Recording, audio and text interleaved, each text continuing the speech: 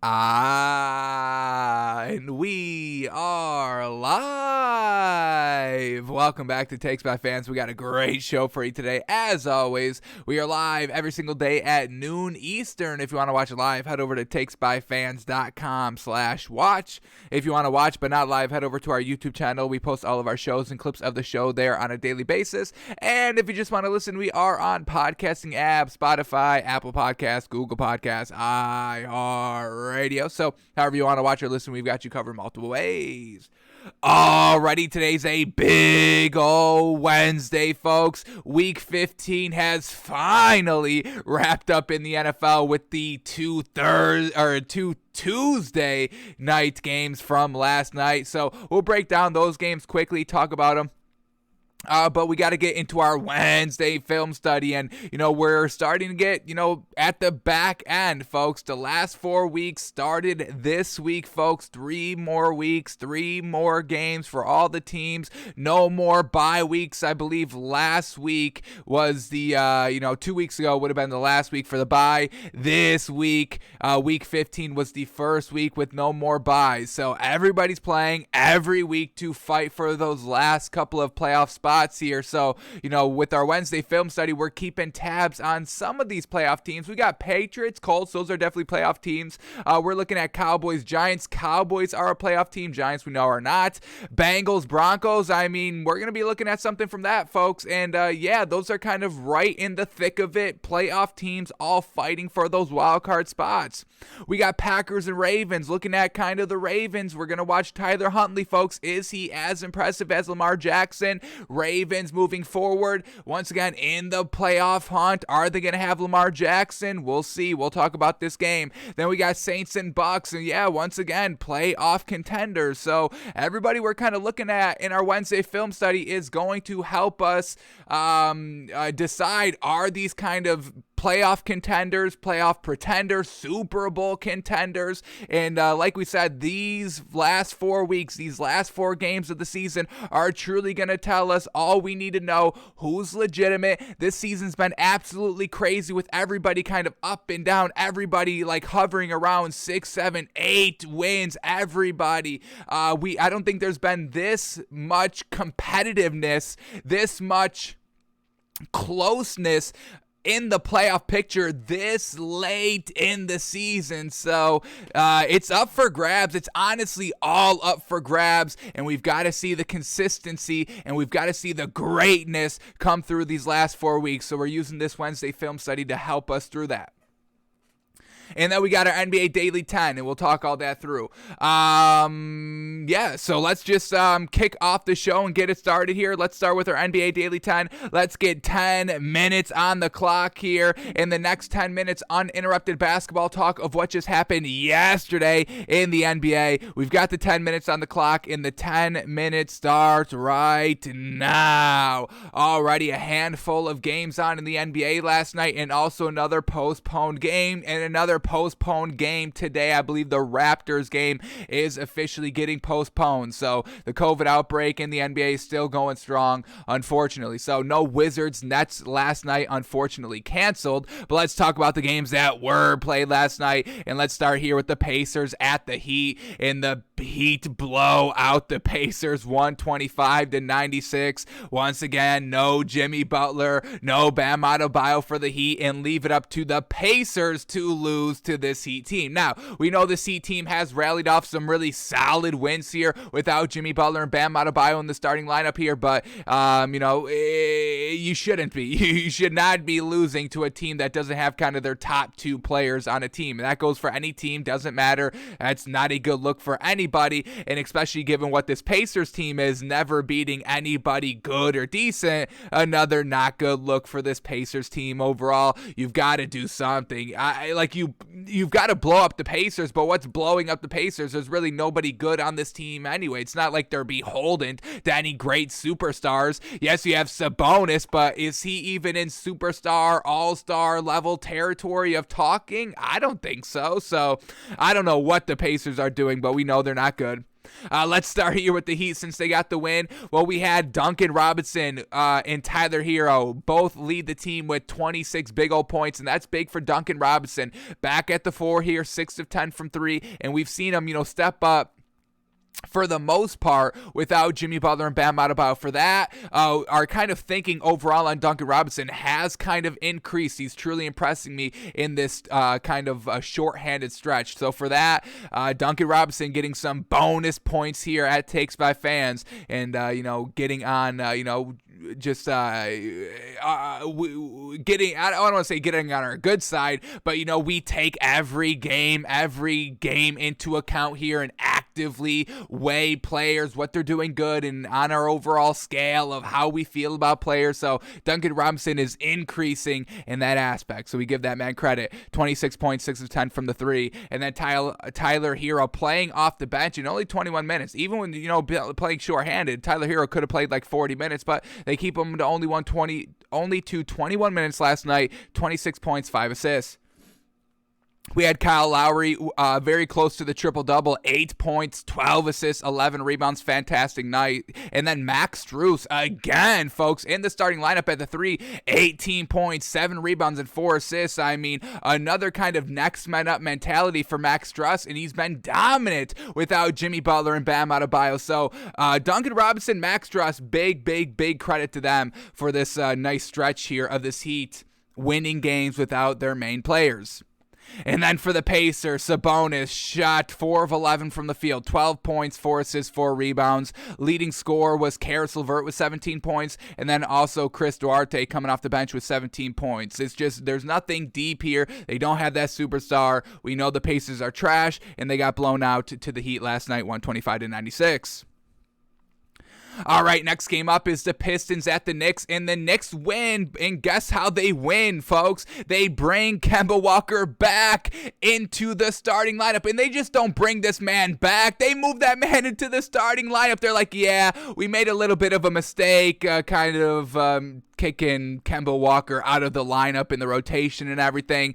We kind of need him back because we're losing without him, and they have him back in there. They win the game. Now, we don't like Kemba Walker in the starting lineup, but he does result in the win, so that we cannot knock. We know over the last, has it been a full month? I don't think so. Maybe 2, 3, almost maybe 4 weeks of Kemba Walker not playing at all for the Knicks, and they were struggling to win, and then they bring him back into the starting lineup. He has 21 points, 5 assists, 8 rebounds, shot okay. That's the one thing that we don't love about Kemba Walker is he's taking kind of the second most shots, and we don't really want that to be his game for this Knicks team. Kemba Walker, 3 of 9 from the 3, that's solid, but then also only 38% from the field on 21 shots. That's not so great, okay? So Kemba Walker, I guess we can't knock it too much. They're winning games. We give that man credit. And then Evan Fournier also had a good game. He led the team in scoring with 22 points, 4 of 11 from 3, and he took the most shots, 24 shots, and we need Evan Fournier to be more aggressive. So the 2 guards got it done for the Knicks, and we know that's their biggest kind of flaw of the overall team. Julius Randle also put up 21 points on 11 rebounds. Off the bench, Mitchell Robinson with 17 big old points and 14 bigger rebounds, a plus 24 on the floor, and was a huge reason why they ended up winning the game last night. So we'll see how long Kemba Walker stays active for this Knicks team, but they're winning games with him. And then for the Pistons, once again, nothing good. Jeremy Grant not playing again, and the leading scorer was Saben Lee off the bench with 15 points. Sadiq Bey also 15 points, not going to get it done, not going to be enough. We know there's nothing great with the Pistons. Knicks get the win, 105-91. All right, next game up here, Blazers at the Pelicans, and the Pelicans hold on to win, or not even hold on to win, they just win, 111-97 over the Blazers here. Once again, the Blazers must blow it up. Damian Lillard did his thing, 39 points, 7 assists, shooting 6 of 11 from 3. All that is fantastic, but they still lose the game. Norman Powell had a solid performance as well, 16 points, 4 rebounds. Nurkic down low, 17 points, 4 assists, 5 5 rebounds. But then other than that, just nothing good. Larry Nance Jr., 10 points. It was solid, but it's just we need a little bit more by this Blazers team in clutchness, in defense, and all that. And this is the worst this Blazers team has looked over the last 3-4 years, and it's been like the same team over the last 3-4 years. So nothing great by this Blazers team. They must blow it up, and I am kind of hoping that Damian Lillard gets traded, even though that the Blazers are kind of, digging in their heels of saying, hey, he's not up for sale. I really would prefer to see that man off of the Blazers. The time is up. They ran their course. They tried it. There was Dame time every single year. There was great memories, great playoff performances, but I mean, you've kind of reached your ceiling of what you can do overall with this Blazers team. All right, and then the Pelicans, Brandon Ingram got it done, 28 points, 8 assists, 8 rebounds. Jonas Valanciunas, 10 points, but 16 rebounds. And then Josh Hart with a big old 20.5 assists, 5 rebound performance. And then let's also shout out Nickeil Alexander-Walker with 27 humongous points and only 25 minutes off the bench. All that coming together. And they're just missing Zion. They bring Zion to this Pelicans team. We got Ingram at the 3, Zion at the 4, Valanciunas at the 5. I mean, that's going to be a big beef down low. That's going to be a pretty solid, beefy big 3 for this Pelicans team. And where are they currently in the standings? Can this team make a run for the playoffs if Zion comes back? Let's quickly see what do we got here. Pelicans are currently the 14th seed in the Western Conference. That's not good. They've got 11 wins, but they're only 2-3 games out of that 10th spot, and we know 10th is that kind of playing tournament, 7 through 10, and they're only 5 games out from the 6th seed of getting a guaranteed playoff spot at the top 6. So they could still make a run. They're 6-4 in their last 10. Brandon Ingram's been playing really solidly here ever since he's kind of been back. Valanciunas has been so gosh dang consistent, obviously, and Zion, obviously they're waiting for that man to come back. So the Pelicans, man, give them credit. They get the big old win, 111-97 last night. All right, 2 games left. Let's wrap it up here. Timberwolves at the Mavericks, and no Porzingis, no Luka Doncic, and the Mavericks still win. Wow. Everybody was kind of getting into the action last night. Jalen Brunson, 28.6 assists. That's a little Luka Doncic-ish. We had Dwight Powell at the 5, 15 points, 8 rebounds. Dorian Finney-Smith playing the 4, which is, Kristaps Porzingis' position, and Dorian Finney-Smith put up 19 points, 6 rebounds, 5 assists. A little of a Porzingis impression, so we give the man credit. And then Sterling Brown with 12 points and 11 rebounds, enough to get it done. Also, Boban Marjanovic. This is why we want to see more play. He got onto the court for 7 minutes and had 10 points and 2 rebounds. Yes. Feed that big man down low, especially when you don't have Porzingis in the lineup.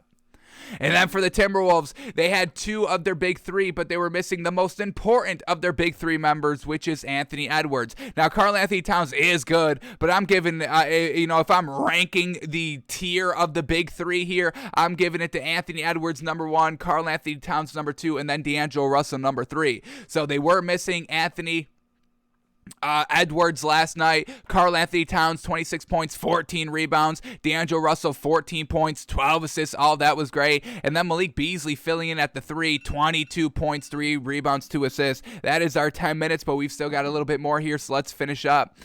So Malik Beasley, 22 points, fantastic night. Unfortunately, come up a little bit short. And then for, we already went over the Mavericks, so the Mavericks get the win, 114-102. All right, and then the last game of the night, the Suns at the Lakers, and the Suns get the win, 108-90. Devin Booker, second game back, still getting it done, 24 points, 7 assists, 9 rebounds. DeAndre Ayton, 19 points, 11 rebounds. Chris Paul, 11 points, 9 assists. Everybody getting it done.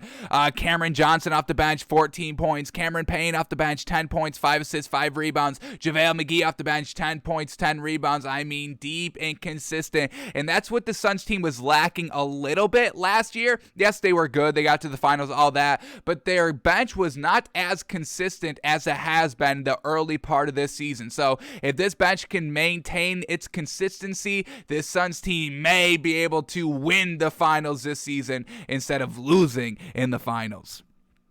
And then for the Lakers, no Anthony Davis. There's no way we can buy this Lakers team. LeBron does his thing, which is never questionable. 24.7 rebounds, and he shot 68% on 19 shots. And Russell Westbrook, he had 22 points, 5 assists, and 10 rebounds. All that was solid. 7 turnovers, not the greatest. -6 isn't the worst for a, 18-point loss there. So that's not terrible overall, but there's just nothing else we can rely on. Look at these other role players last night by the Lakers. Are y'all ready? We get Talen Horton-Tucker, 3 points on 13 shots, folks. He shot 1 of 13, 7% from the field. DeAndre Jordan, what are we getting out of that, man? 1.8 rebounds. Wayne Ellington, 3 points on 4 shots, 2 rebounds. Off the bench, Rondo, no points on 2 shots. Isaiah Thomas, 3 points on 11 shots, 9% shooting. Carmelo Anthony even floundered, 7 points on 7 shots. Trevor Ariza, 12 points on 4 shots. He shot 100%, so we can give that man credit, but this is what they were working with, folks. 0 points, 1 point, shooting 7, 9%. There's just nothing else great here by the Lakers. LeBron's great, and he's still trying to get it done, but there's just pure garbage trash on this Lakers team other than LeBron. So Lakers go down 108-90 last night. All right, that was all the NBA from last night. Let's quickly see, can we make a little bit of money on the NBA tonight? Any great action going on? Any great lines? Let's see if we can find some quick, great value. First game up, Cavs at the Celtics, and this line makes no sense, so there must be a lot of people out with COVID. Cavs +6? Cavs +6? What are you, absolutely out of your gourd against the Celtics? Oh my goodness. Let's see the inactives here, because maybe they're just being disrespectful on the value. I doubt it, but let's see. Here we go. For the Celtics, we get Denzel Valentine out with COVID-19, Jared Allen out with COVID-19, and that tells us all we need to know. We're not taking this game because Jared Allen is out. Evan Mobley is also out as well.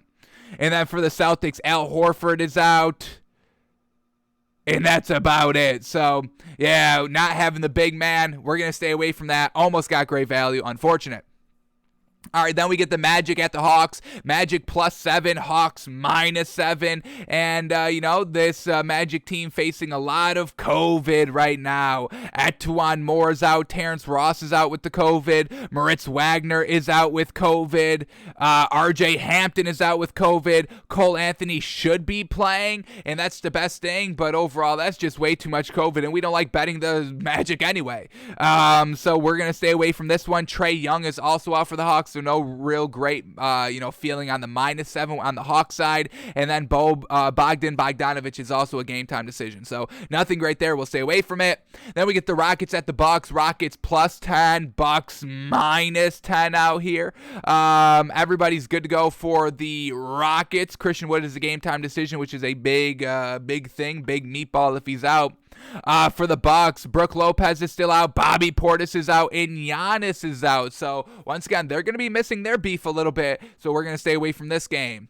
Then we get the Nuggets at the Thunder. Nuggets -6.5. Thunder +6.5, folks. Very, very a little enticing, I will say. Let's see who's all in and out here. For the Nuggets, we get Aaron Gordon, the game-time decision. And Bol is out with the COVID-19, unfortunate. And then for the Thunder, Mike Muscala's out with the rest, and everybody else is good to go here. So Thunder +6 is looking a little appetizing. They've been kind of really solid here the last couple of games. They're on a 2-game winning streak. We got Shai Gilgeous-Alexander being clutch as heck here all of a sudden. Luguentz Dort is truly kind of stepping up and being consistent over these last couple of games as well.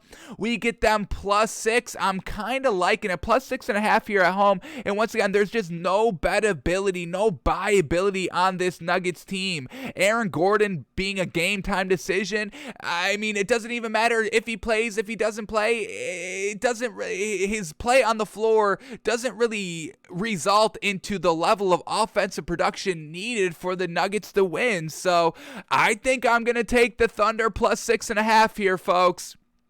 We haven't been able to bet the NBA in a while because we haven't really been able to talk about it on the show. So to get right back into it with the NBA, folks, we're taking the Thunder +6.5 tonight. I think I'm liking it.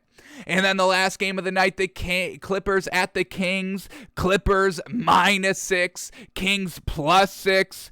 No great bet ability with this Kings team. Let's see all the ins and outs here for the Kings. We get Raquan Holmes is the game time decision. Terrence Davis is out with COVID-19. De'Aaron Fox is out with COVID-19. Davion Mitchell is out with COVID-19. So expect Buddy Hield to be back in that starting lineup like we saw him a couple of games ago. And then for the Clippers, it's just Marcus Morris is out. So Paul George is going to be out there giving it his damnedest. So Clippers -6 is seeming like good value. Everybody's going to be out for the Kings. But I think we're just going to stick with the Thunder +6.5 tonight. That Clippers -6 is looking pretty good. What have the Clippers done over their last couple of games, though? They've just a little not great. They're on that 3-game losing streak. So if they weren't on a 3-game losing streak, I would love the Clippers -6. But they've been a little spotty over the last couple of games. So yeah, we're going to stay away from the Clippers -6. So we're just endorsing and taking the Thunder +6.5 today. Alrighty, that is all the NBA that we had to go over for today. So let's shift gears a little bit to the NFL. We're going to break down the games from last night, the 2 games from last night, and then we will get into our Wednesday film study. I also, before we get into any of that, I want to talk about this. So I think we're done with the NFL power rankings on kind of every week ranking them, because I don't think we're learning enough from the power rankings, because everybody is just kind of looking really great one week and then taking, either 1, 2, or even 3 step backs, or even kind of 5 step backs here like every single week. So we're getting huge up and downs in the power rankings, and I don't think it's really kind of telling us anything great by doing it. So we are going to be kind of shaking up how we rank teams and talk about teams for the last 3 weeks here of the season.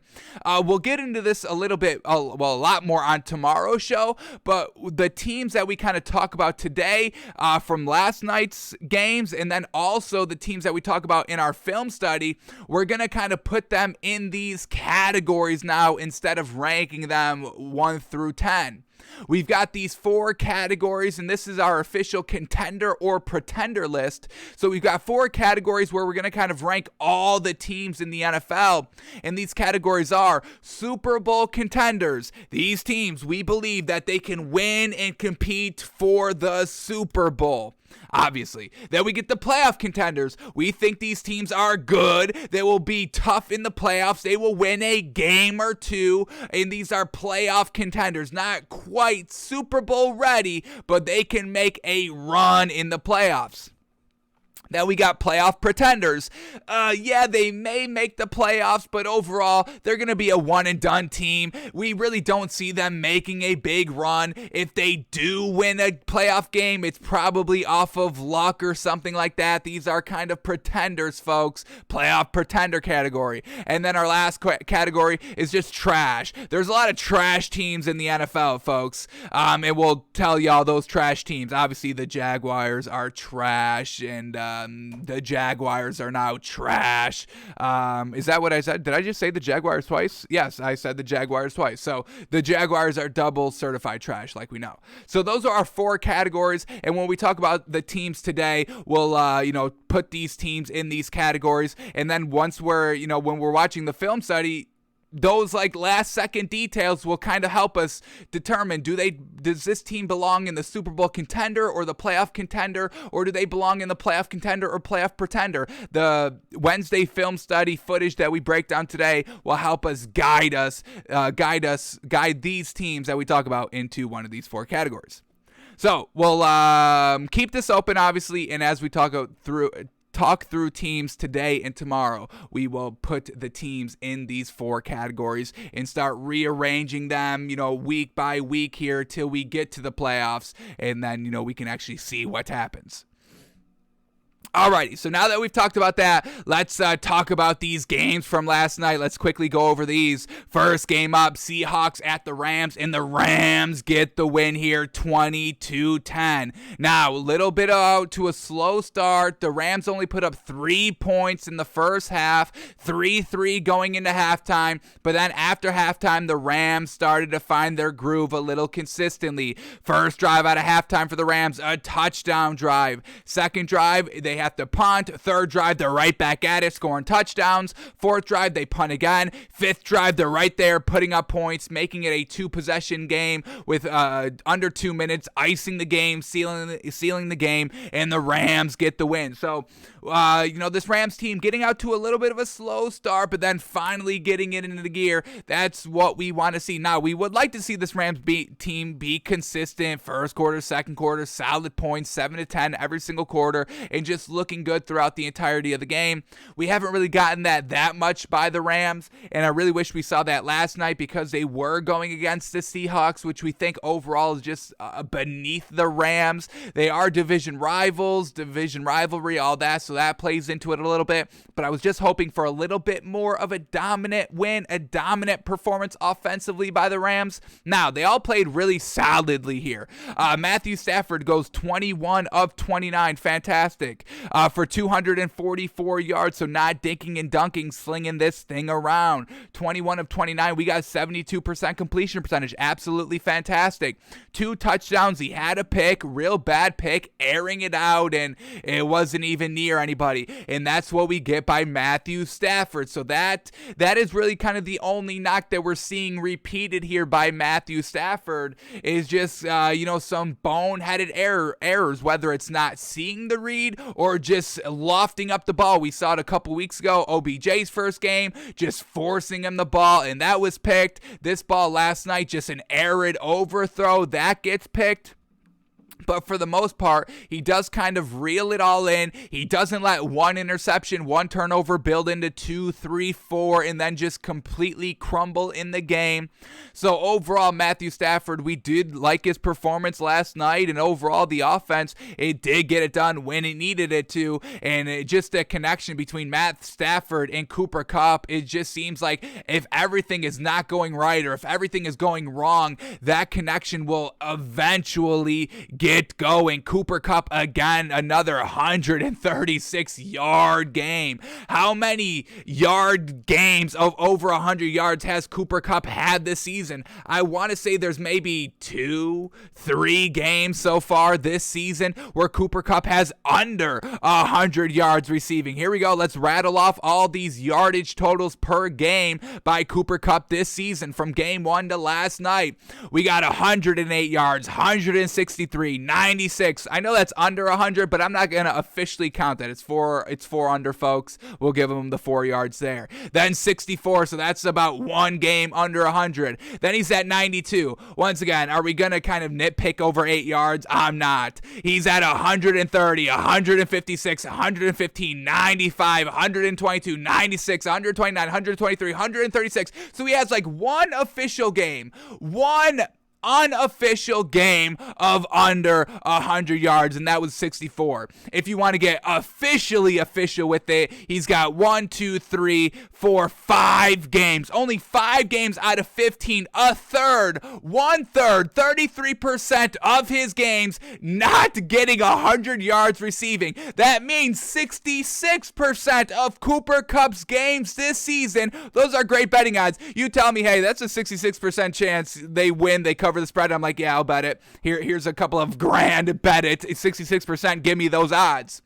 He's got 66% of games where he has over 100 yards receiving. And those are official numbers. Unofficially, it's 14 out of 15 games of over 100 yards receiving, and for that, I don't say, here's a couple of grand, I say, here's my house and my car and then my vacation home. Bet that Cooper Kupp has over 100 yards receiving every single game, yes?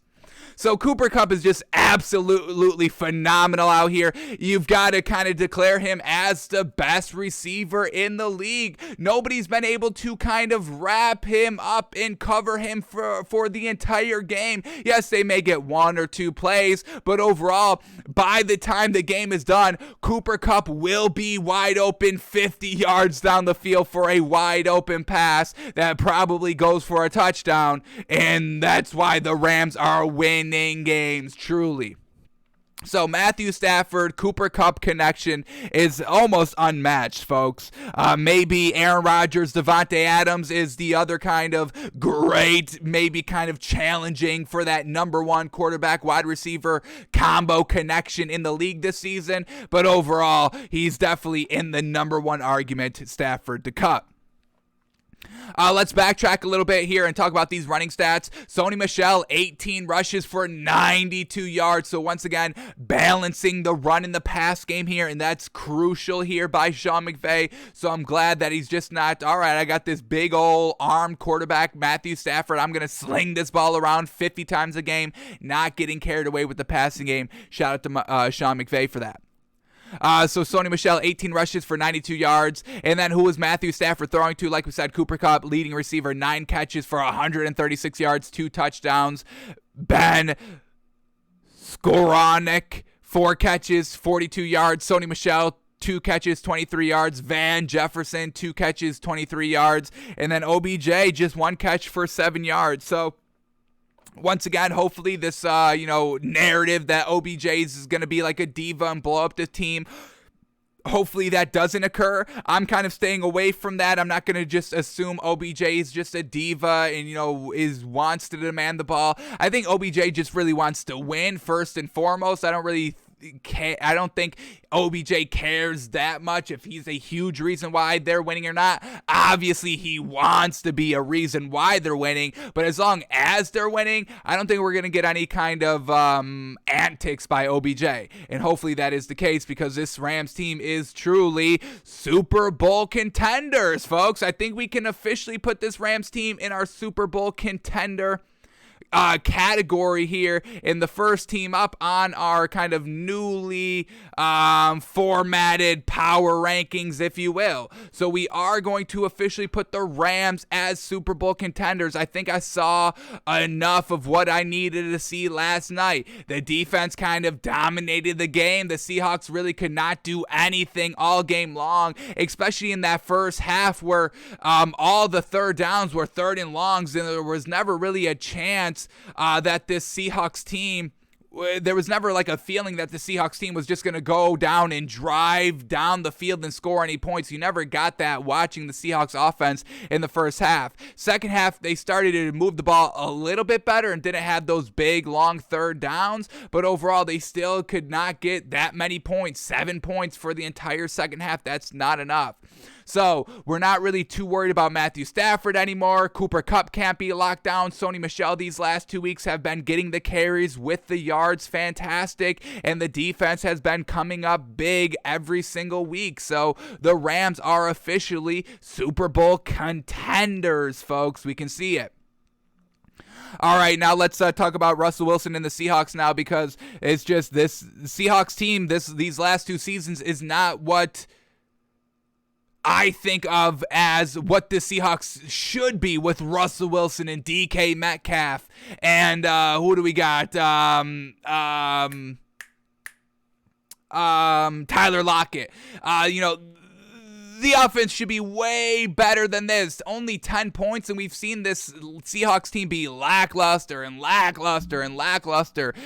Russell Wilson does have some blame on that. The offensive line does have some blame on that. And definitely the offensive coordinator does have some blame on that. And, now kind of unofficially eliminated from the playoffs with the loss last night.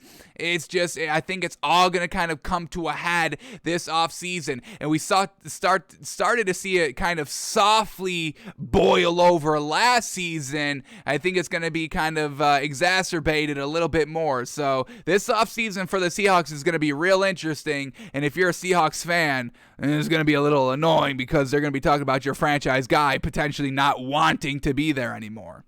So Russell Wilson, he went 17 of 31 last night. Nothing really great there. 54% completion percentage, 156 yards, dinking and dunking, no touchdown, an interception. Not good at all.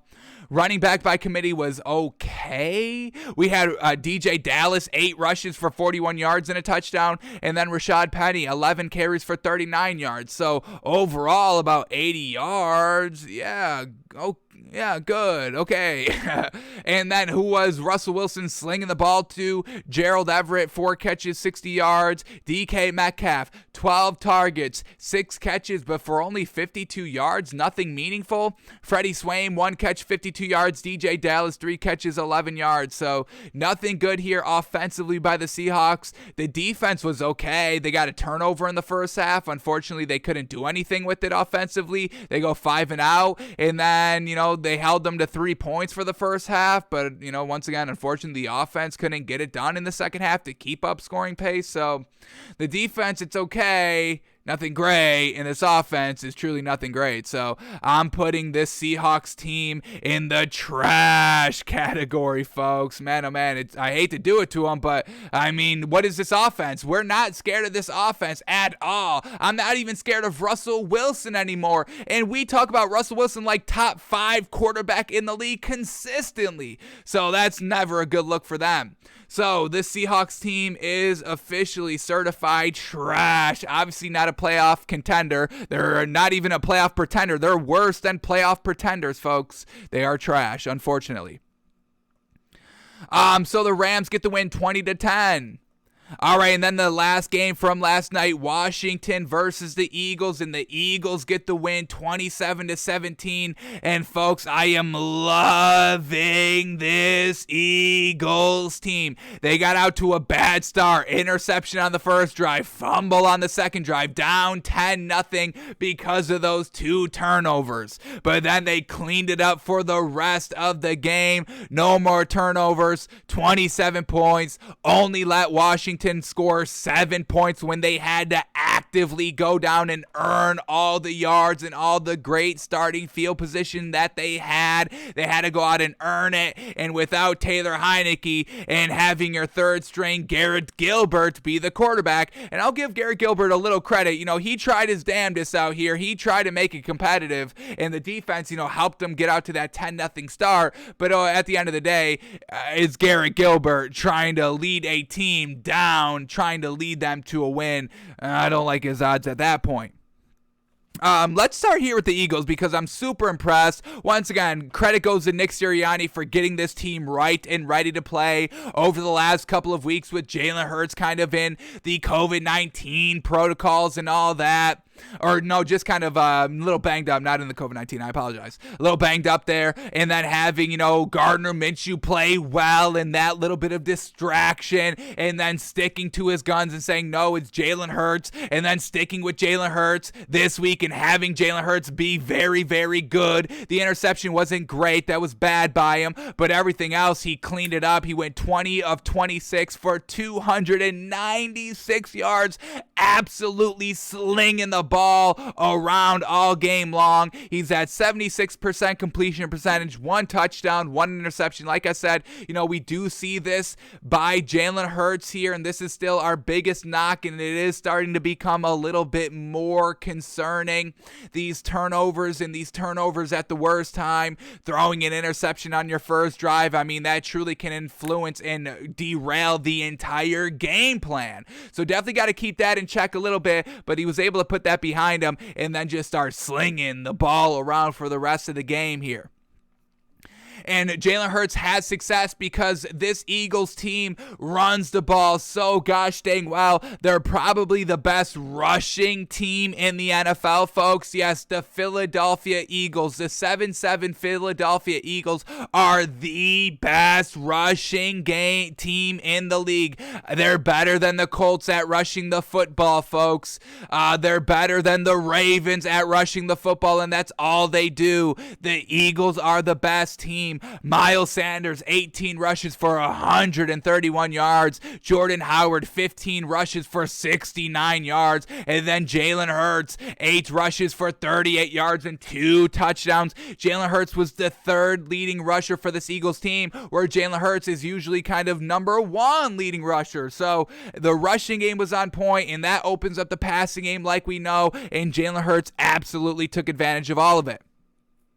All right, who was Jalen Hurts slinging the ball to?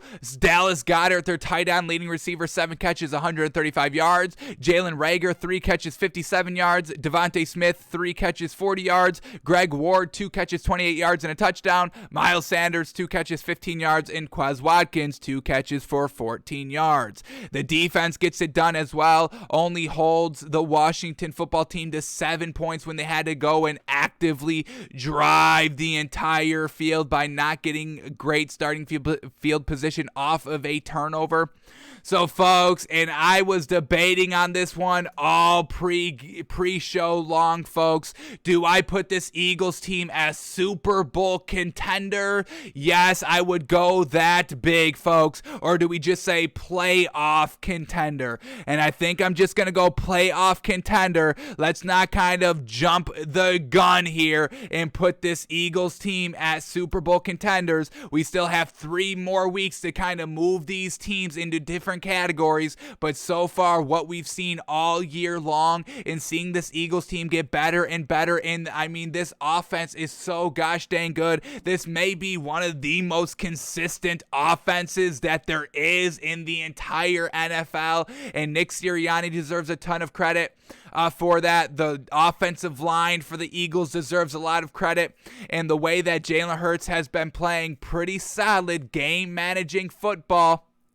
Like I said, need to clean up the red zone interceptions a little bit more. But, I mean, they just score and score and they score. When they don't turn over the ball, this team just scores and scores and scores and scores and scores. You can always count on this Eagles team getting in at least field goal position. So, I really want to put this Eagles team in the Super Bowl contender category. I really do. You know why I am? Because honestly, the only reason why I wouldn't is because of y'all. The pushback and blowback I would get from y'all. I can't imagine, but I don't even want to imagine what y'all would say if I put the Eagles at 7-7 in Super Bowl contenders, because I don't think y'all are ready for that conversation of this Eagles team being really, really good, and they're just solid all throughout their deep offensively, defensively. They all buy in, and the consistency, folks, of scoring, I don't think there's any team that comes really close. I mean, the Rams only put up 20 points yesterday, folks. The Rams aren't even as consistent offensively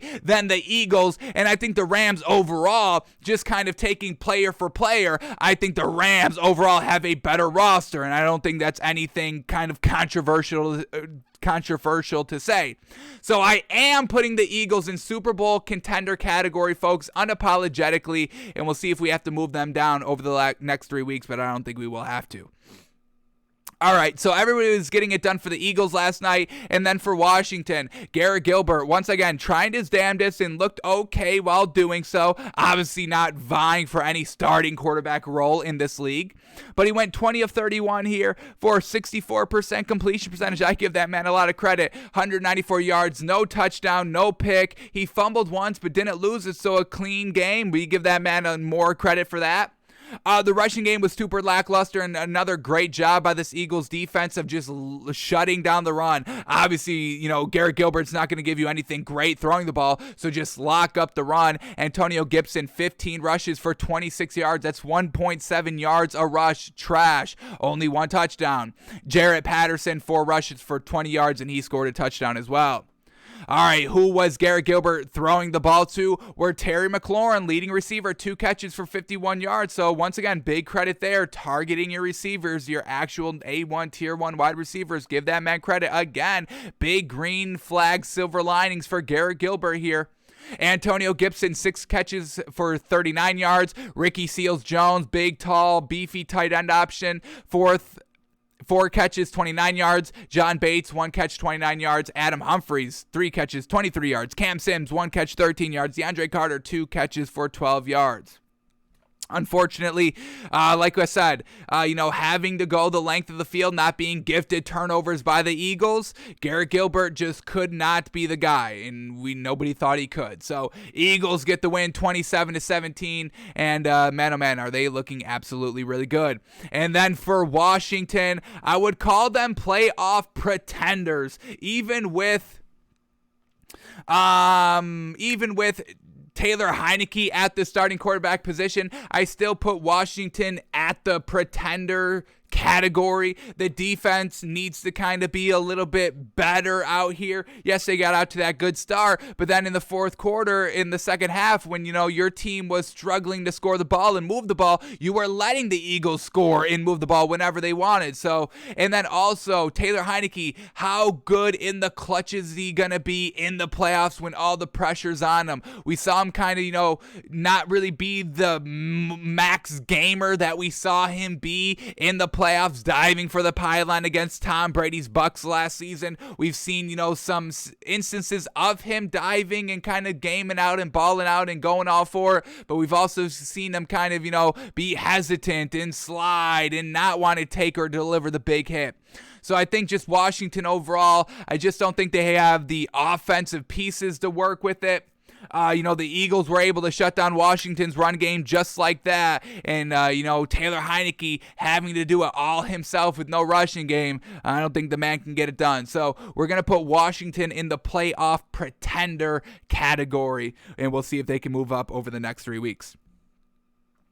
Alrighty, those were all the games that we needed to break down from last night. So now let's get into our Wednesday film study, where we go a little bit more deep into the film and recheck our narratives, kind of check what the narratives in the national media are saying. Should we be buying these teams and players? Should we be selling these teams and players? Getting ready to talk about week 16, which kicks off tomorrow, folks. I know we're going from week 15 on Tuesday to week 16 on Thursday, just like that. I know, quick turnaround time, but we've got to watch these films here and see what we have to kind of fine tune heading into week 16, where we got to do a little bit better on the betting forefront. Yeah, kind of got killed a little bit last week, but there's only one place to go up, and there's only one place to go from here, and that's up.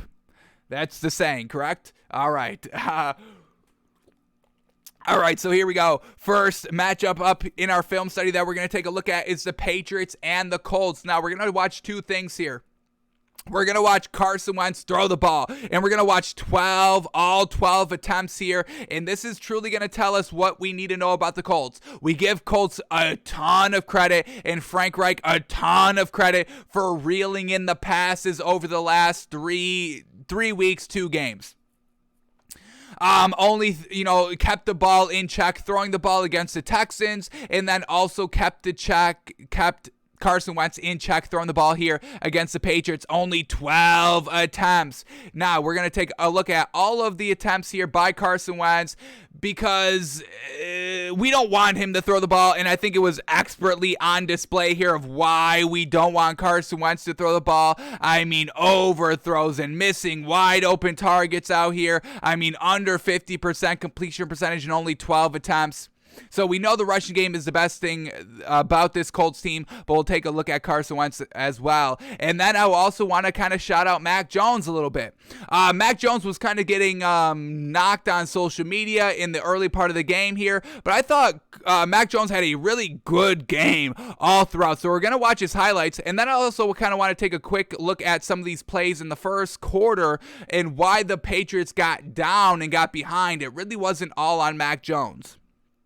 Really at all. So let's take a look at Carson Wentz first, and then we will get into Mac Jones. So here we go. Every throw by Carson Wentz. What are they looking like? Are they good balls, bad balls, overthrows, underthrows? Just his receivers not getting it done? Were that all 7 incompletions there by Carson Wentz on the receivers? Let's take a look. So here we go. First pass up here by Carson Wentz. First drive, and they go 3 straight passing plays, folks, and they go 3 and out. Unfortunately, unfortunately. We've got to refresh here, and we probably will have to sign out and sign back in. Y'all know how NFL.com works. It is absolutely atrociously bad. So we do this, and then it's going to make us sign out, I believe. Like it is right now. Perfect. All right, so let's sign out to sign back in, because for some reason they need to do that 20 times to make sure that we actually have it, have the Game Pass, or have the all 22 and all that. I mean, folks, we may have to change this up next year. Like I said, I mean, this is the worst use of technology I have ever seen, folks. NFL, please get it together by next year. They had it perfect last year. Trash this season. Makes no sense. But there's nothing I guess we could do about it. And once again, we try to do it again, and we have to go and sign right back out. Man, oh man. And there's nothing I can do, folks. I have had these tabs open. It makes me keep signing out and signing back in, so it doesn't, like, I'm trying all I can over here. So I don't want to hear anything from y'all. Is the main point of what I'm trying to say, folks. I don't want to hear anything from y'all. Y'all understand me? I'm putting the Eagles in Super Bowl contenders. Y'all can't tell me nothing, all right? All right, here we go. We should be good now. It should be good. All right, here we go. Now, can we finally watch Carson Wentz? Jeez Louise, here we go. All righty, first throw up here by Carson Wentz. And like we said, 3 passes on the first 3 plays, and they have to go 3 and out because of them. But here we go. First pass up by Carson Wentz. Here we go. First play of the game here. Starting at their own 26-yard line, play action pass by Carson Wentz, and just a drop there. Or no, this is a catch here. Good catch, good throw here. He goes to Michael Pittman Jr., getting his wide receivers acclimated into the game, a little kind of underthrown a little bit. You see Michael Pittman kind of have to come back toward the ball, but he's rolling out of the pocket, throwing on the run. Overall, it's a solid throw, and it goes for 7 yards, so we give the man a little bit of credit.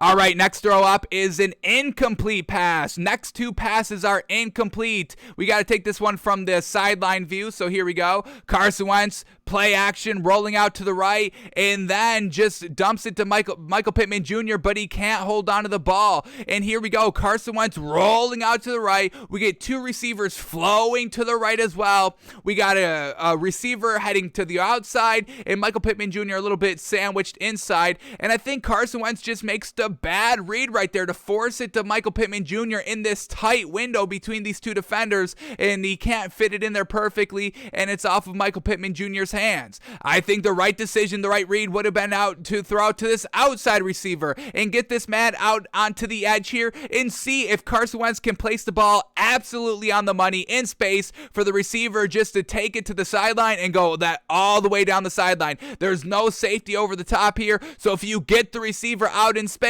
he's got the entire field to go wide open. So Carson Wentz not making the right read, not making the right play, and it's a pass incomplete, which sets up 3rd and 3, which sets up another incomplete pass because we can't rely on Carson Wentz. So here we go. Next pass here by Carson Wentz. He's going deep, and it's just an overthrow to Michael Pittman Jr. He is wide open down the field. This is a full yard of separation, and if you ever get a yard of separation in the NFL, folks, that is wide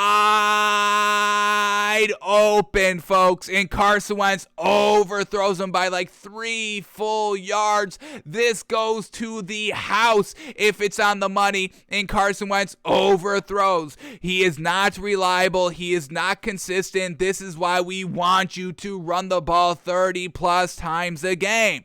So 3 of his 12 throws all come on the first drive, folks. You've got to take the ball out of Carson Wentz's hands. Next drive. Here we go. Y'all ready for the very next drive? 37-yard run, 11-yard run, 4-yard run, 6-yard run, 4-yard run, 5-yard run, 3-yard run, and then direct snap on the 8-yard line to Jonathan Taylor, and he takes it in. Run on the entirety of the next drive because you cannot count on and rely on Carson Wentz. And we give Frank Reich a lot of credit for swallowing his pride. Remember what we said. This Colts team goes as far as Frank Reich takes this team.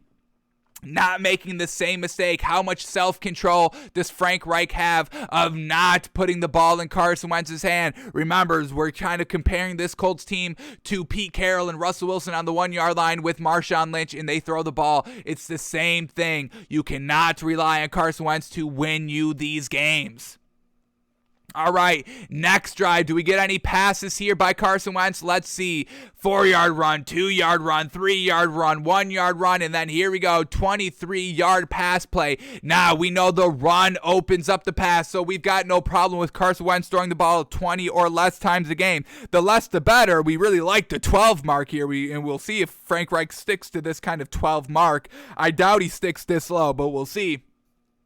But here we go. The run can open up the pass, and we can believe and count on Carson Wentz to make the play when it's wide open off of kind of play action in the run and all that. So here we go. Let's see what this big old play looks like. Is it a dink and dunk that goes big? Is it Carson Wentz? But here we go. He's under center, and it's a play action. Great block there. Holy cow by Jonathan Taylor. And then here we go. Boom. A fantastic ball right here to T.Y. Hilton. There's like 3 defenders right in front of him, and he places the ball right on the money, gets out of bounds. And just once again, we got to highlight this block right here by Jonathan Taylor. Look at this pickup block, free rush coming right up the middle. Jonathan Taylor chops him down, and that gives Carson Wentz the time to throw that ball 23 yards. So a great throw right there. That's the throws we love to see off the play action, all that. And then off that throw, they're right back to the run. 1-yard run, 11-yard run, 7-yard run, 2-yard run, 3-yard run, 1-yard run for no gain, pass incomplete, and then they settle for the field goal. So once again, relying on Carson Wentz, 3rd and 7, 3rd and goal from the 7-yard line, relying on Carson Wentz to throw this touchdown, make it 21-0. This truly would have, put a big old nail in the coffin right here. We know the Patriots do end up kind of making a little bit of a comeback and making the game a little interesting, but a touchdown right here, 21-0. I don't know what the spirit in the overall locker room for the Patriots is looking like going into halftime. So here we go. Carson Wentz to truly put away the game, 21-0, 21-0, 21-0, shutout, all that. You can go home. I think that's written into the rules. But here we go. Carson Wentz on 3rd and goal from the 7. What does this look like? Here we go. Drops back to pass, plenty of time in a comfortable pocket, and throws this ball a little bit, not even a little bit too high. This is a good throw right here by Carson Wentz. Throws it high. I believe this is for Mo Alley Cox. Big, tall, receiver, pass catcher there in the back of the end zone. Just throws it a little. No, he throws it high. It's a tad high, but it should be high. So I'm not going to knock Carson Wentz like that. And it's just unfortunate Mo Alley Cox does have to come down with that ball. Let me make sure this is Mo Alley Cox, and then we'll get his height. Yeah, Mo Alley Cox. I want to say this man is like 6'4" to 6'6", folks, honestly. So here we go. Mo Alley Cox, big, tall guy out here. Tight end, 6'5", yeah. So, I mean, you just got to calm down with that ball. All right, so incomplete pass there, and then we get running into halftime. Out of halftime, first drive, we get a pass for no gain and a pass incomplete, and then an 8-yard sack. I mean, this is what they do when they try to pass the ball. Once again, Frank Reich may have gotten a little bit too cute here to open up the second half. The first drive of the first half, pass, incomplete, 3 and out, have to punt. First drive of the second half, pass for no gain, pass incomplete, 8-yard sack, pass, and you have to punt the ball here. Are y'all seeing where we're going with this and why we need this Colts team to just run the ball, please? Here we go. Carson Wentz pass for 3 yards, and it's a pass for no gain. It's a tight end. It's a quick throw right out to the flat, and it goes for no yards, folks. No yards. We got to take this next one in the sideline to bring up the second down pass. That goes incomplete. Here we go. All right, here we go. Let's watch this incomplete pass.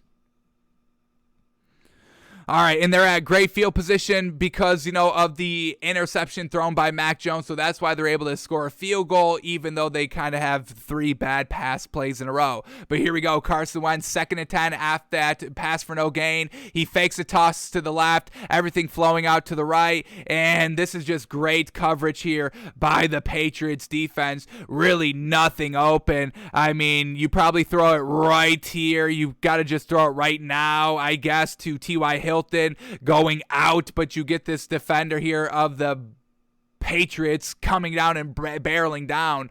So really just nothing wide open, nothing really open at all. And Carson Wentz tries to make a play. It does fall incomplete. Not going to put that one on Carson Wentz. Am going to put that on a great effort by the defense. But that sets up 3rd down. And now we definitely need Carson Wentz to get it done. You've got to get it done at some point. You need to get it done. And at 3rd and 10, he takes a 8-yard sack. Once again, making it harder for this team to get points. Carson Wentz doesn't make it easy for the teams to get points. He makes it hard for his own team to get points. Here we go, 3rd and 10. Let's see what the sack looks like. Dropping back to pass. Goes a step up in the pocket. It's pretty crowded in there and takes the sack down. And he loses 8 yards, makes it a little bit of a harder field goal. It's still good, the field goal, but once again, just making it hard on himself and the team. All right, next drive, we get a pass incomplete right off the rip, and then a 6-yard run, 3-yard run, a 2-yard run. They go for it, 4th and 1, 2-yard run to pick up the 1st down. They don't even trust Carson Wentz to get 1 yard. Or actually it was a QB sneak. I apologize. They do rely on Carson Wentz to get the 1-yard run there. All right, let's take, man. Once again, just not every play is in every angle. So it's just we have to go back to the sideline here for this incomplete pass. So we'll watch these 2 passes, and I think we've seen enough here by Carson Wentz, but here we go. 1st and 10, right at midfield. Carson Wentz, play action pass. He tries to go deep, and he throws it behind the receiver, Michael Pittman Jr. Like, why is this connection? And we're going to talk about the Dak and CeeDee Lamb connection in the next film study that we've got up here. But I mean, the Carson Wentz to Michael Pittman Jr. connection, geez Louise, that needs to be so much better. But Carson Wentz, I mean, you throw this ball, you've got 25 yards to throw this ball in, and Carson Wentz throws it behind all that open space out of Michael Pittman Jr., and you throw it behind him. Why? Because you're not that great? That's the only reason, no? And then here we go on 1st and 10, pass incomplete. They run it for the rest of the time here, which sets up, 4th down, and they have to take a field goal off of it, and they get no points because the field goal is missed. So here we go. Carson Wentz on 1st and 10. Throwing the ball. Here we go. Empty backfield, rolling out to the right, and almost throws an interception. I mean, this is how bad Carson Wentz is. He almost just throws an interception blatantly right to the linebacker right there. So we don't want Carson Wentz throwing the ball at all. The less is the better. More runs is the better, obviously, and it's all going to depend on Frank Reich. He's basically the offensive coordinator. He's basically the one calling the plays here for the Colts. It's dependent on him how far this Colts team goes. So I am going to put this Colts team in the playoff. I'm going to do in the Super Bowl contenders. I'm going to put this Colts team Super Bowl contenders, folks, because the last 2 games here, Frank Reich has kept the passing attempts under control. So that is really the only thing that separates this Colts team from Super Bowl contenders to just playoff contenders, is how much self-control Frank Reich has. And for these last 2 weeks, he's had immense self-control. So we reward him by putting the Colts in as Super Bowl contenders. Alrighty, so next matchup up here I want to take a look at, no, hey, we still got to do the Colts. Well, let's, let's shout out Mac Jones a little bit. We can go through this quickly. Alright, Mac Jones quickly, folks. Are you all ready? Here we go.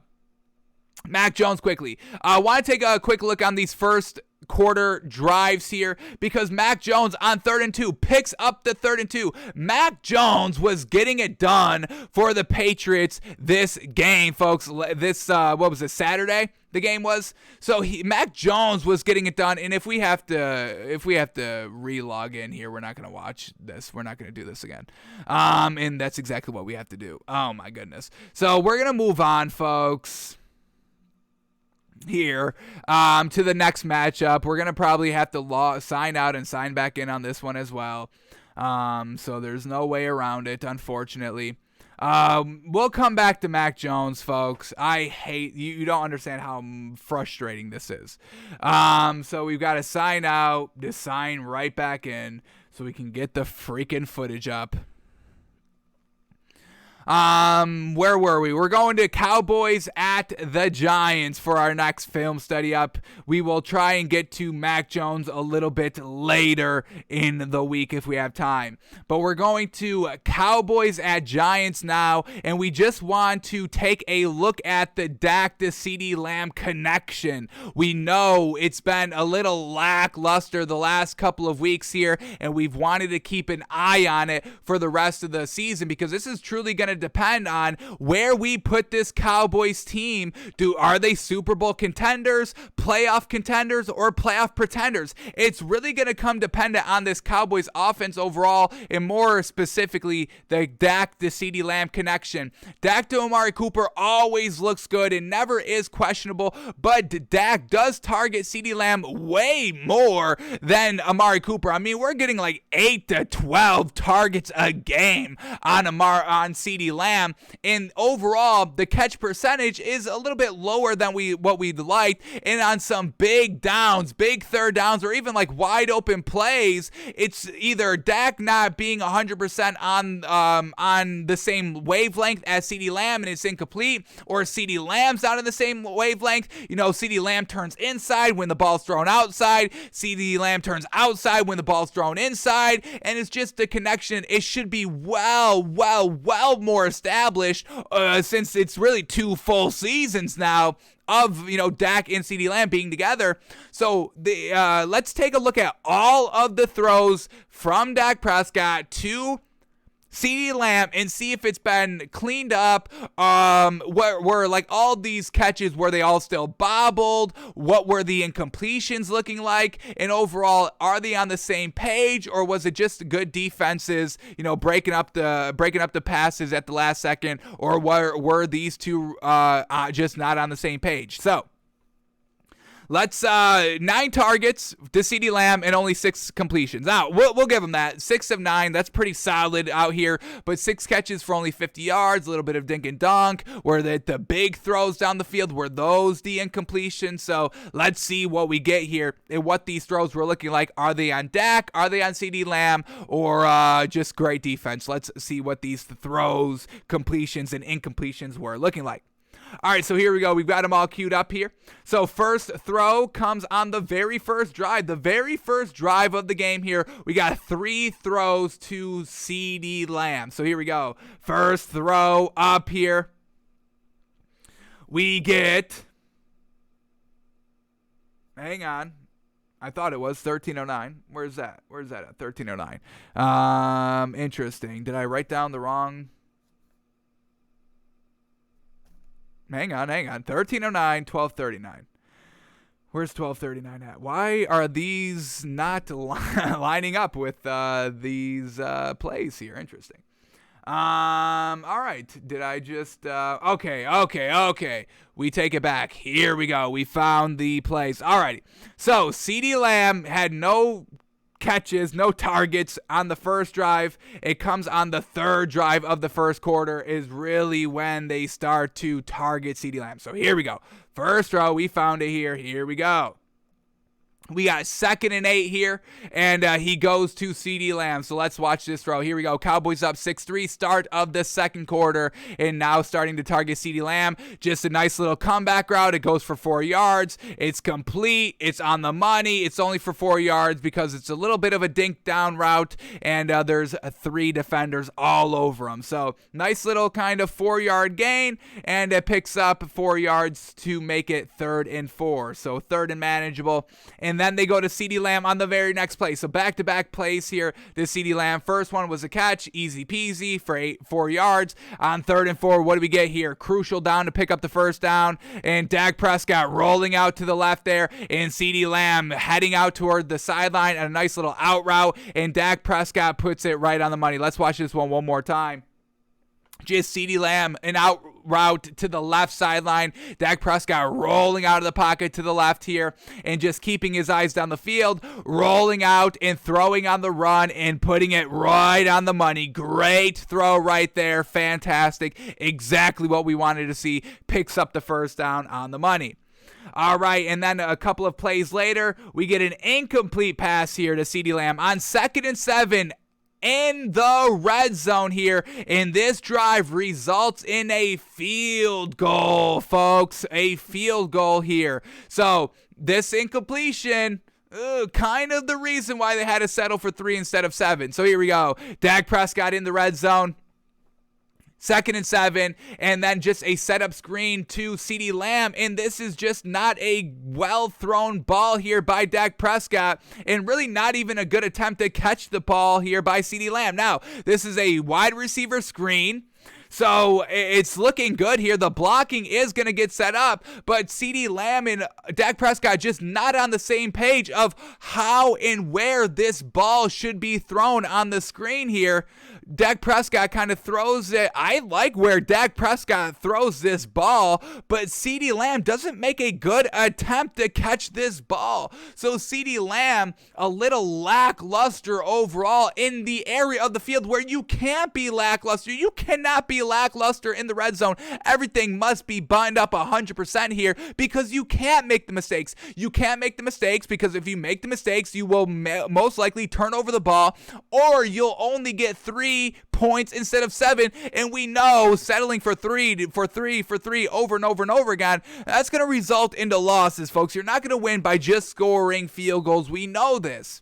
So real disappointing here. I put this one more on CeeDee Lamb than Dak Prescott. Man, oh man, and I think I feel myself saying that more, that it's on CeeDee Lamb over Dak Prescott, folks. And, you know, we've been watching these two over the last couple of weeks here. We're really trying to pinpoint it down, and it's seeming like it's more on CeeDee Lamb than Dak Prescott. Whether CeeDee Lamb's taking plays off or just doesn't, he's not 100% wide open, so he doesn't go 100%, or it's just true miscommunication and just not on the same page. So, man, oh man, not great.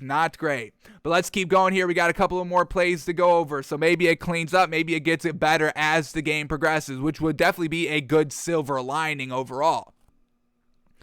All right, here we go. Next plays here. Couple here on the second quarter. So here we go.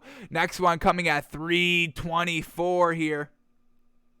And it's going to be an 11-yard pass on 2nd and 5. Let's see what this looks like. Cowboys still only up 9-3, so one possession game. Everything counts here, and this is just wide open. CeeDee Lamb wide open over the middle of the field on a nice little crossing route, and Dak Prescott puts it right on the money in stride, and CeeDee Lamb's able to get another extra 2 yards because of that. So that's perfect. That is perfect. That is an example of a perfect throw. On the money, in stride, open, separation, all that. Dak sees them, all that, 10 yards, first down, all that. That was perfect. Alrighty, and then they go to him on the very next play, or one more play? No, very next play, they go to CeeDee Lamb, and now this is incomplete. So we had one absolutely perfect throw, and then this next one, what does this look like? Here we go. Dak under center, play action, rolling out to the right, throwing on the run, and once again, CeeDee Lamb. We got to take this one. Let's take this one in the end zone. Hopefully, this one is on the end zone, but here we go. Because this looked like CeeDee Lamb, once again, just not giving it his all. So Dak Prescott, play action, and it wants to buffer right in the middle of the play action. Absolutely perfect, right, folks? Let's see. All right, we're back here. Here we go. Back at it. Here we go. From the back angle, Dak Prescott, play action, rolling out to the right, sees CeeDee Lamb. This is open, but CeeDee Lamb not really looking toward the ball and kind of seemed like he stopped running 100% a little bit. And it just seems like he's not trying for the ball. And that was kind of what it looked like when we saw him on that screen pass as well. Like he wasn't trying for the ball right here. Man, only extends one arm, little kind of half-heartedly, little lackadaisically. And was this a tipped throw? This seemed like it was a good throw overall. Let's watch this one more time here. That seemed to be a good throw to me, so I'm putting this more on CeeDee Lamb than Amari Cooper, more on CeeDee Lamb than Dak Prescott, and that's not good, folks. I'm not liking at all what we've been seeing from CeeDee Lamb today, folks. Not good. Not good. Alrighty, what do we got? Next throw up here. Couple of plays later, we get a sack here at 1:55 on 3rd and 4. So I want to watch this one. Let's see, is CeeDee Lamb in this game, folks? Because Dak Prescott takes a sack, and I want to see why he takes a sack in the red zone. 3rd and 4. Once again, having to settle for a field goal, folks. A field goal. So you're only up 6 at the current moment, and you're still settling for field goals. This is not what we want to see from the Cowboys, but here we go. 3rd and 4, Dak Prescott instantly. Oh my God, they brought pressure quick. There was really nowhere to go with this ball right immediately. CeeDee Lamb not open quite yet. So for that, we're not going to, there's really, man, oh man, there's no excuses there. That was just a good old blitz there by the Giants. So, alrighty. So they have to settle for a field goal. Let's go up to this next throw to CeeDee Lamb. We go, when do we go? 4 minutes. What do we got? 3rd quarter, 2nd drive. That's where we're at. Okay. 3rd quarter, 2nd drive. That's 2nd quarter. All right. 3rd quarter, 1st drive. Here we go. All right. We're back at it. Got them all written down. Here we go. Next pass to CeeDee Lamb. We got it on a 2nd and 8, and it only goes for 3 yards. All right, not that impressive, but let's see. Empty backfield by Dak Prescott. CeeDee Lamb, just an easy 3-yard comeback route, and still it's a little underthrown here. Dak Prescott needs to kind of sling this one in a little bit. Let's watch this one more time. CeeDee Lamb going all the way to the ground, having to reach really all the way to the ground. So could have been up a little bit more, elevated pass a little bit more there. All right. In that next throw here, same drive on 2nd and 6, and we get a pass incomplete. Let's watch what this one looks like. Here we go, 2nd and 6. They're only up 15-6, so still a close 9-point game. Dak Prescott going over the middle, and there it is. CeeDee Lamb just dropping the ball. Just dropping the ball. Great throw over the middle. Hits him in his hands. Perfect placement. And just CeeDee Lamb not able to hold on to this ball. So I'm putting it way more on CeeDee Lamb than Amari Cooper. All right, we got 2 more, so let's watch these last 2, and then we will make our final judgment here on everything. So here we go. We get a 16-yard. This may be the best pass here to CeeDee Lamb of the day. So let's see, does this change our mind any? Here we go, 2nd and 10, driving at the Giants' 29-yard line, and no, it's just a dink down, and CeeDee Lamb does the thing. He has a nice stiff arm there, stays on his feet, and goes for another 10 yards down the field. So their biggest completion was a dink down that CeeDee Lamb took big, and that's why it's so frustrating here talking about this, because we know CeeDee Lamb could be so gosh dang good, but he seems like he's lackadaisical. He kind of mails it in, phones it in here and there, and that hurts him. That hurts the team. It hurts Dak Prescott's completion percentage. It hurts the offense moving the ball and all that. So not great at all. And we've got one more throw here. 4th quarter, 3rd drive here, just trying to ice the game a little bit. 6:54, 7-yard pass, last throw here to CeeDee Lamb. Let's see what this looks like. They're up 21-6, just looking to kind of ice the game, chew up as much clock as possible, and another dink down that CeeDee Lamb is able to break a tackle and fall forward for 3 extra yards. So the connection there, the deep ball connection hasn't really been there. Miscommunication on the part of Dak Prescott and CeeDee Lamb, and it looks like it's more on CeeDee Lamb's part. half-heartedly mailing it all in, not trying 100% for every single ball, leaving a bad taste in our mouth. And because of that, we are going to put the Cowboys in playoff contenders, not ready for a Super Bowl contender gig at the current moment, not with that connection, not with CeeDee Lamb phoning it in. So the Cowboys will be contenders for this week, and we'll see if that can change. If that connection offensively can get going, then obviously the Cowboys will be Super Bowl contenders and not just playoff contenders. This defense alone is Super Bowl contenders, okay? It's this offense holding them back, which really kind of leaves a bad taste in our mouth overall for the Cowboys.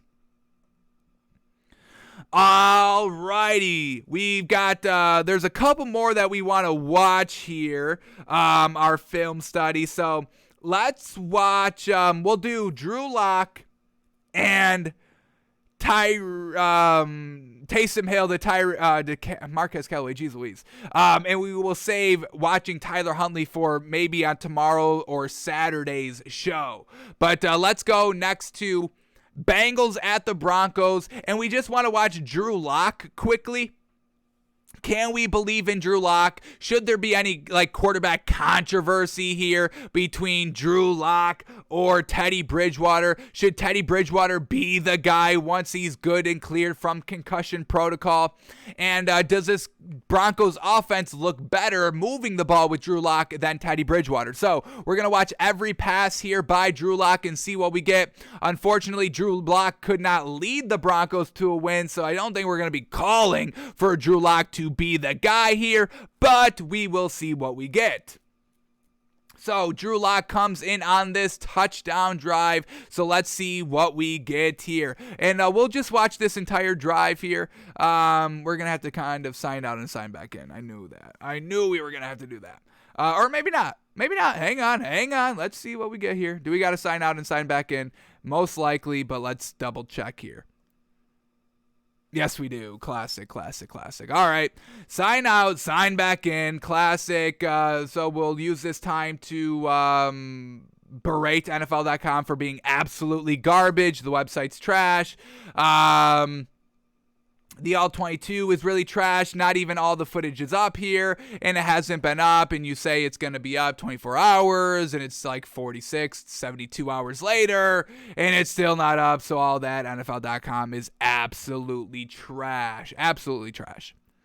All right, but let's see if we can get back here quickly. Here we go. We're logged back in. Let's get to this matchup, and then we will get to watch Drew Lock and seeing what he looked like when his opportunity was called.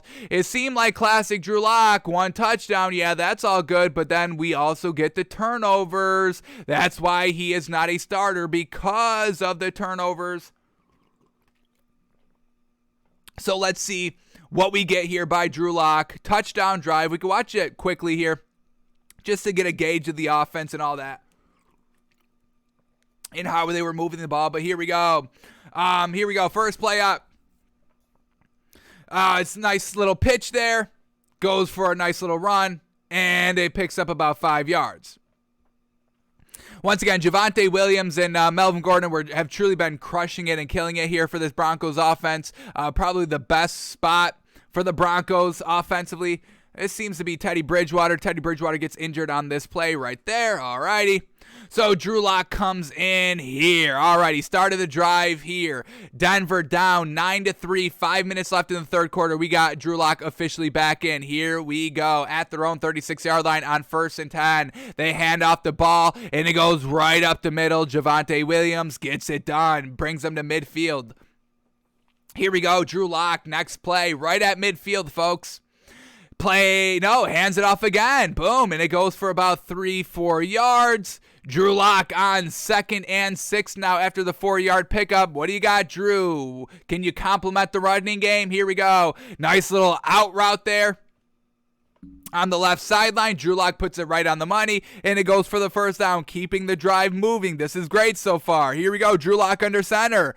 Hand off the ball again. Complimentary running and passing the ball here. Picks up about 4 or 5 yards. 5 yards officially. 2nd and 5 coming up. Drew Lock motion in the backfield. A lot of motion, a lot of misdirection, and they are handing the ball off again here. So on this drive, the touchdown drive, the only scoring drive that Drew Lock was a part of, they are still heavily running it. So once again, I don't know if we're clamoring, chomping at the bit for having Drew Lock to come in. They run the ball on first down. It gets no yards. Brings up 2nd and 9. Drew Lock, do we get a big pass play here? Here we go. Drew Lock dropping back the pass and slinging the ball to the end zone. And it's caught. Touchdown Broncos. And this ball right here, I don't know if I like this. It's a 50-50 ball. It's a great job by the receiver here. Is this Tim Patrick? Who do we got scoring the touchdown here? Tim Patrick, yes, man, oh man. Big, tall weapon going to Tim Patrick. Love the aggressiveness. I will definitely say that. This is what we want a little bit more out of Teddy Bridgewater here if he is going to kind of stay the guy. It's a one-on-one ball. It's not the best thrown, but it's very well done for Tim Patrick to come back toward this ball. So not the best thrown ball by Drew Lock, but it got the job done. I don't know if we can knock that too much. So first drive that Drew Lock comes in on, and they get a touchdown. Most of it was running, though. All right, next drive here. Let's watch this very next drive. Do they build off of it? All that. Since we just saw that drive of, the touchdown drive, let's see how it looks, doing it twice. Can they do it twice? And here we go. Once again, Broncos down this time, so back against the wall. Drew Lock's got to be on the money here. Broncos down 15-10 with 30 seconds left in the third quarter. Here we go. Drew Lock, first play, gonna play action, roll out to the right there, and then just dumps it down for about 1 yard with nothing being open and just having to get rid of the ball. Then it brings up 2nd and 8 here. Start of the fourth quarter. They're back to running the ball. And it gets no yards. Going to bring up a big, crucial 3rd down and 8. Ooh, boy. Who gets it done here for the Broncos? Drew Lock falling back. And man, oh man, a great throw here by Drew Lock. Pressure instantly right up the middle here. Drew Lock falling back. And he just slings it out. Nice little out route to the left sideline. It gets there. And it goes for the first down. Man, oh man. Great job there by Drew Lock to get the ball out of his hands quickly. Alrighty, here we go. Next play. Drew Lock at midfield under center and hands off the ball. That goes nowhere. Alrighty, this Bengals team is starting to shut down the run, so now it's starting to fall into Drew Lock's hands to get it done. Here we go. Next pass. Tries to dink it down over the middle of the field, and there are defenders drooped all over this receiver. He tries to check it down to nothing really open elsewhere, and it brings up 3rd down. Can Drew Lock convert another 3rd down? Here we go. 3rd and 11, folks. Drew Lock dropping back to pass. A clean-ass pocket. And no, goes to sling it and gets bailed out with a penalty. What do they call? Pass interference or holding? What do we got? We got defensive pass interference. Man, oh man. I want to take this one from the end zone view because this looked open and Drew Lock just appeared to miss him a little bit. Let's watch this throw to see the accuracy and see if this was kind of a bailout on pass interference. So Drew Lock airs it out, and man, oh man, just a little bit. That's a good throw overall, just a hair overthrown a little bit more out in front of the receiver, just a tad, a hair. Man, oh man, but they call pass interference. I don't know if I agree with that call. I didn't really see anything too bad on that, but bailed out with the penalty. Interesting. All right, let's go back to the broadcast view and finish up this drive. Here we go. 1st and 10 after getting bailed out by the penalty. Drew Lock back to handing off the ball here. And it goes for about 5-6 yards. Perfect. 7 yards officially. Jeez, 2nd and 3 now. Drew Lock moving the ball, feeling good. Can he keep it up? Play action, and he's going deep again. Man, oh man, and this is what we know about Drew Lock, a true gunslinger. The man's a gunslinger, folks, okay? Slings it down here. Another one-on-one matchup. Not the best thrown. Not really any a slim chance for the receiver to play this one on the boundary. Man, but hey, he's being aggressive, and, we love, stretching the field vertically, folks. We ask for it all the time. So I've got no problem with Drew Lock doing that, and that's kind of the best thing about Drew Lock and kind of why we still have a little buyability factor in Drew Lock here. On 3rd and 3, they hand off the ball. They decide they trust their running game, Javonte Williams, more than the passing game on 3rd and 3. And yeah, why not? I would kind of think the same thing. Picks up the first down, keeps the drive moving. They're back. They're running the ball. Melvin Gordon brings them inside the 10-yard line. Fantastic here. A true great back-to-back drive that they were able to get great runs and good passes out of. Here we go. Now in the red zone at the 10-yard line. They hand off the ball, get about a yard or two. 2nd and goal from the 9. This is where Drew Lock must be 100% buttoned up here.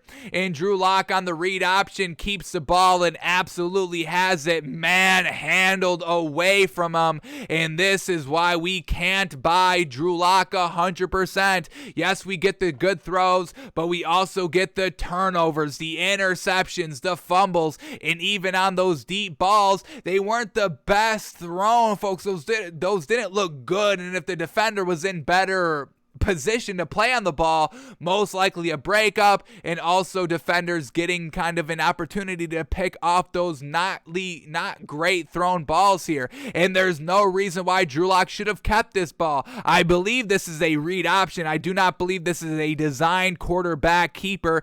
I don't believe that at all. And Drew Lock decides to keep it, and it's not the right read. The edge rusher is playing it and containing it and gets kind of blown up 3 yards in the backfield and then just has the ball stripped away because Drew Lock is not about that life. So, I mean, these two drives here encapsulate Drew Lock perfectly. Not the greatest. Yes, you can score off of them, but also you're going to, be at risk for turnovers and turnovers in the red zone and all that. So I don't think you go with Drew Lock. I still think you keep Teddy Bridgewater as the starter.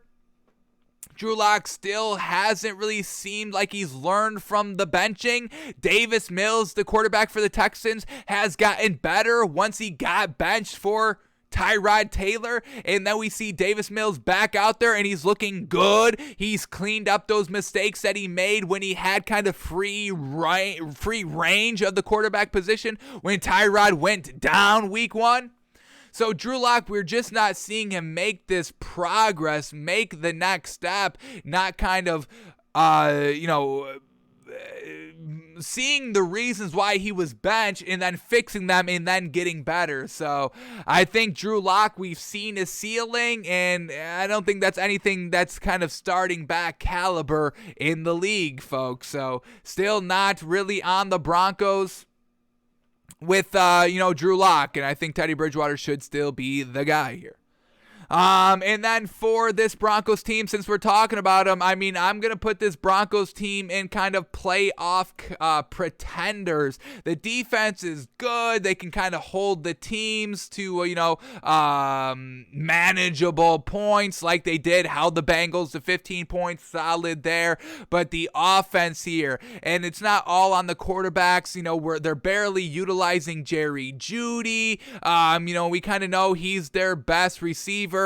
We want to see Tim Patrick a little bit more involved. Cortland Sutton only had 2 catches on 7 targets. Jerry Jeudy, no catches, 4 targets. So I just can't buy into the offense that much of the Broncos. We do believe Teddy Bridgewater is better than Drew Lock, but we just don't think that Teddy Bridgewater is the guy here. He's had, a lot of opportunities to finally get it done, and we just don't see him get it done against the best teams consistently. Yes, they win games. They're 7-7, but they just don't show that consistency factor where week in and week out, I'm like, at least we can count on this team to put up points. We really can't. The defense can keep them in the game, but we need the offense to score, and because of that, we're putting the Broncos at the playoff pretender category.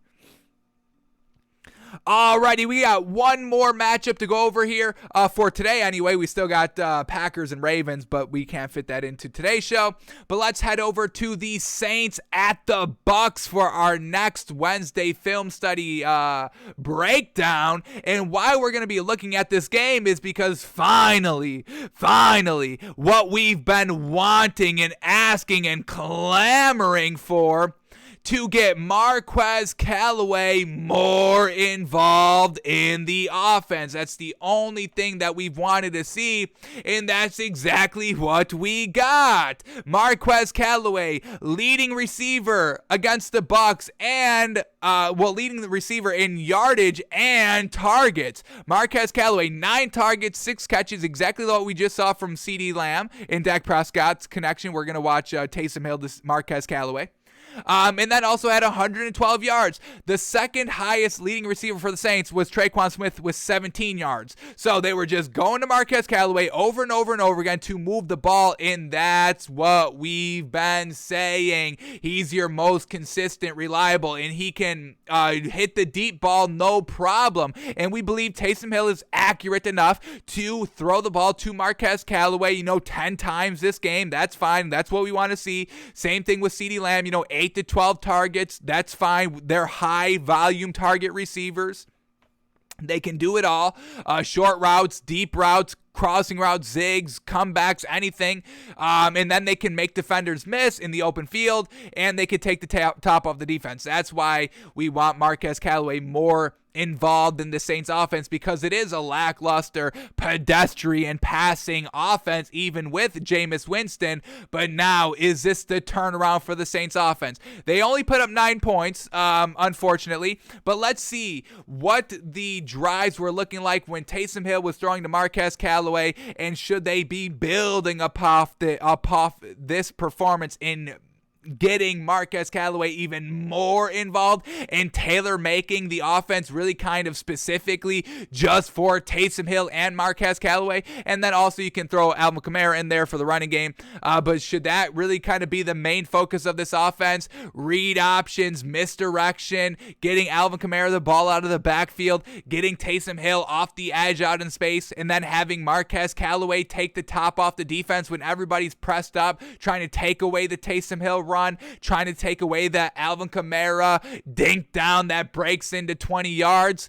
I think so. But let's see what we get here. The Taysom Hill to Marquez Callaway connection. We've got all the plays queued up here, so let's go over these quickly and see what it looks like when Taysom Hill throws the ball to Marquez Callaway, and what this offense can do when Marquez Callaway is kind of the focal point of the offense. So here we go. First pass here to Marquez Callaway is the first play of the game here. That's how you get out to a hot start. No, yes, love it. Here we go. First play of the game. Taysom Hill dropping back the pass, buying time, dumps it down to Marquez Callaway, and it goes for 8 yards. Yes, early and often. Get that connection early and often so he can go for the rest of the game. Love it. Yes. Alrighty. Next throw comes in the first quarter, second drive here. We got 7:50 and it goes big. 3rd and 6, third down, and it goes for 40 yards. Oh yeah, baby. Here we go. 3rd and 6, 0-0 game still in the first quarter. Taysom Hill going deep, and boom, boom, boom, right on the money. Great throw by Taysom Hill. Absolutely on the money. Look at this. Boom. Over the shoulder. Great catch. Able to look it in over the shoulder. That's what we know Marquez Callaway can do. This is why it's so frustrating that it took 15 weeks for finally you to develop the connection, the combo, the offense, and all that. And it goes for 40 big ol' yards. Let's count the yards here on Taysom Hill's deep ball, because this is kind of, one of the knocks we have on Taysom Hill. Not the biggest arm. So he's going to throw this one from the 30-yard line and get it all the way down to the 35. So we got 20 and then another 15. So that's about 35 yards in the air. Definitely, we want to see 50, 55. We want to see kind of at least 50. But, he didn't throw 50 here. So we haven't really seen him throw 50. So we're still kind of saying he can't throw 50. But perfect right here for 35 yards. Absolutely on the money. Marquez Callaway, fantastic. Phenomenal catch. Love it. And then they go right back to him on 3rd and 7. This time it's pass incomplete here. So they have to settle for a field goal on this drive. Let's see why. Was this on Taysom Hill or on Marquez Callaway? Let's see what they were trying to do here on 3rd and 7. Here we go. And once again, who do you trust on 3rd and 7? And then it's just Marquez Callaway. Gotta make this catch here. Seemed like good defense to kind of knock the ball away. Marquez Callaway, though, you've got to hold on to that ball. Let's quickly see if we could take this one in the end zone view just to see if we get a better angle from the defenders here. I hope this isn't in a drop by Marquez Callaway and it's a little bit more of a better strip by the defender than it is just a drop. And man, oh man, yeah, it doesn't really seem like it was able to find its way in there. Man, oh man, that's a tight throw to get it in there. One more time. Man, oh man. So, alrighty, we're going to chalk this one up as good defense. Truly wish Marquez Callaway, he still could have made this catch, unfortunately. Unfortunately, it was not a catch, though. But they settle for a field goal. But once again, that big pass, set up the, 3 points. So overall, we can give them credit for that. Alrighty, next play up here, we got to go to the next drive. So bingo bango, going to Marquez Callaway. First 3 drives, yes sir, of the first quarter. Getting it acclimated early and often. You love to see it. So here we go, 2:30. Here we go. We get a 3rd and 3, so they're going right back to it on 3rd and 3. Another crucial 3rd down right at midfield, and they go to Marquez Callaway. Here we go. Taysom Hill drops back to pass, and there it is. Just a nice little comeback route. Finds his way in the middle of 2 defenders. Taysom Hill puts it on the money, and they pick up the first down. Keeps the chains moving, keeps the drive moving. And it's Taysom Hill going to, your number 1 target. We absolutely love it. And then here we go on 1st and 20. We get a 33-yard big play here. Once again, taking the top off the defense. Let's see what this one looks like. Play action on 1st and 20. Taysom Hill going deep, and boom, there it is. Just a jump ball for Marquez Callaway in the middle of the field. Marquez Callaway comes back toward the ball here, and that's just wide open. These defenders overran it. Once again, Taysom Hill, I don't know if this is just an underthrow or a planned underthrow like this, but Taysom Hill does not have the big arm. He's going to throw this one from the 40 and get it all the way down to the 20. So once again, we're talking about like 30, 40 yards. He does not have the big arm right there, but Marquez Callaway, he's got some nice hands and can jump, folks, like he just did on that ball. So big plays, they can get it done. All right, but then, so the drive stalls a little bit after that play. They go pass incomplete, and then on 3rd and 8, just an 8-yard pass. So they have to settle for the field goal. But then they don't go to Marquez Callaway until the 3rd quarter now, and they struggled to put up points. They put up no points in the 2nd quarter after they were done throwing the ball to Marquez Callaway. So correlation, you don't throw to him on your 3 drives in the 2nd quarter and you don't put up any points. It's like, alrighty, because now they start to go to him in the 3rd quarter. They also don't score any points, but you still go to them. So, okay. So here we go. Next throw to Marquez Callaway. We get a 3rd and 8, and it's going to be a pass incomplete. Let's see what this connection is looking like here. A drop by Callaway, bad throw by Taysom Hill, good defense. Let's see, the first one was good defense for the incompletion, and here we go, good defense to get pressure on Taysom Hill, and he throws it to the feet of Marquez Callaway over the middle of the field. This would have been like 3 yards short of the first down as well, so not the greatest job there by Taysom Hill.